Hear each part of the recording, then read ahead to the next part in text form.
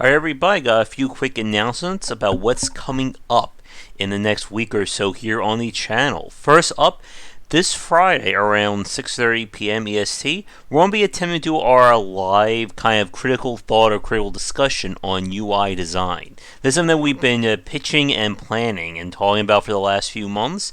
But the idea is to try and do a longer discussion on a design topic and have the audience kind of either ask questions or guide things as well. So, around 6:30 p.m., we'll be trying that. It will probably run for at least 30 minutes to an hour, give or take. And that will go up in recorded form.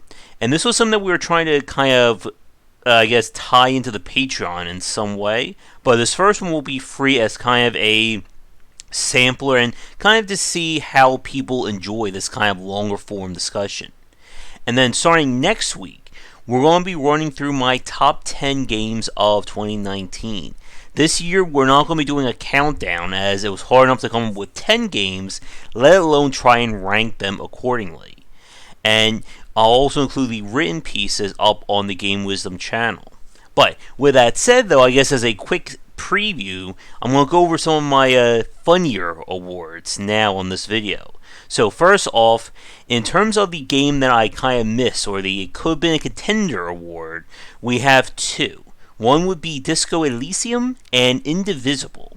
Disco Elysium is, of course, the very highly rated RPG, which unfortunately I didn't get a key to check out, but a lot of people have been declaring it an amazing take on the genre.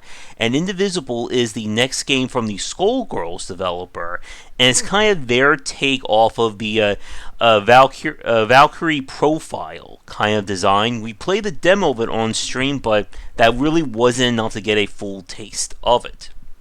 Now, the 11th place award, as in games that were just shy of being included on my top 10 list, we had several, so I guess it's the 11th, 12th, 13th, 14th place award this year. The first one is Remnant from the Ashes. This was a game I've been kind of hemming and hawing about including on the top 10, but when we played this the other night with Eric and just seeing it, I guess, in full display, there's just too many little and I guess moderate issues with its design that keep it from being on a top 10 list. The next game would be Anodyne 2. Anodyne 2 is the game from the previous developers. We spoke to them on a cast earlier this year, and it's probably one of the more heartwarming and touching games of 2019. The only thing that keeps it off the list is that it's still very limited in terms of its gameplay loop, but from a story perspective, it was definitely well done. The next game was Blazing Chrome. I really enjoy this game as a modern retro throwback to Contra 3 and the Run and Guns, but unfortunately it is only about an hour or so long, and it's very focused, but not as, I think, time consuming as people want it to be. Now, the other game, It Could Have Been a Contender, or I'm sorry, not that one, the Late to the Party award. This is for a game that I missed from last year, would undoubtedly go to Monster Hunter World. This was one of the more surprise picks for me for this year, and I really loved playing it. Definitely just a standout from Capcom and the developers on bringing that to the mainstream audiences, and I am definitely counting the days for Iceborne coming to the PC, because we're going to be going full tilt into that one when it's released. In terms of the games that there's no way in heck they're going to win an award, that will go to Gears of War 5 and Death Stranding.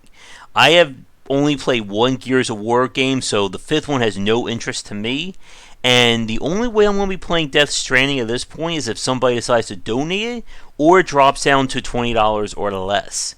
Because I am well aware of Hideo Kojima's reputation in terms of the weirdness of his games, and there is no way I'm going to be spending $60 on that. But that's it for the Weird Awards. So starting next week, that will be on Monday, we'll be spending each night kind of going through the games. We'll probably finish it probably by Thursday or Friday of that week, but we'll see. Anyway, thanks for watching. Let me know what you think in the comments below. I'll see you guys later tonight for our regular game stream, and Friday for our kind of live discussion. But have a great rest of your day.